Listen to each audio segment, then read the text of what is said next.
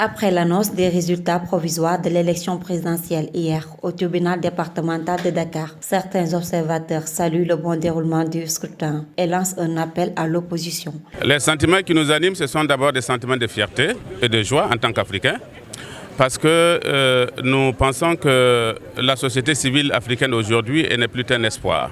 Elle est une réalité vivante et active. La proclamation provisoire a désigné quelqu'un comme vainqueur. Nous prenons acte et nous lui adressons de sincères félicitations.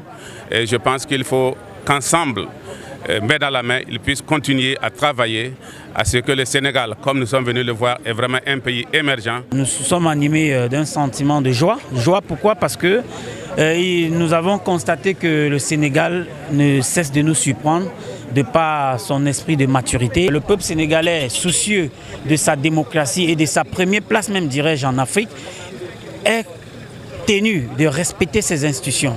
Parce que si vous ne respectez pas vos institutions, vous fragilisez l'état de force de votre État. Colère et désolation sont notées chez certains citoyens et représentants de l'opposition. Le peuple sénégalais ne mérite pas cela. Il faut que ces autorités-là reviennent à la raison et disent que le peuple sénégalais mérite plus que ça. Pourquoi? Imaginez, le Sénégal a toujours été une référence démocratique en Afrique. Aujourd'hui, ce qui se passe dans ce pays-là, ça me fait peur, moi, en tant qu'un citoyen, en tant qu'un étudiant, en tant que quelqu'un qui aspire vraiment à un Sénégal meilleur, à un Sénégal plus démocratique. Ce qui a été fait, l'opposition a noté que les innombrables irrégularités qui ont été constatées durant tout le processus et les faits avérés au niveau du scrutin montrent que ce qui a été fait est entaché, n'est pas transparent ni clair. Tout ce qu'ils ont donné ici comme chiffres, comme processus, n'a pas été clair. Et ce processus c'est un dépipé depuis le début. Rien n'a été clair. Donc nous, les observations qu'on a notées, le plus grave, c'est que systématiquement, sur tous les PV qui sont passés au niveau de ce tribunal, les suffrages exprimés, écrits sur ces PV et le nombre de bulletins de vote dans les urnes n'étaient pas égaux.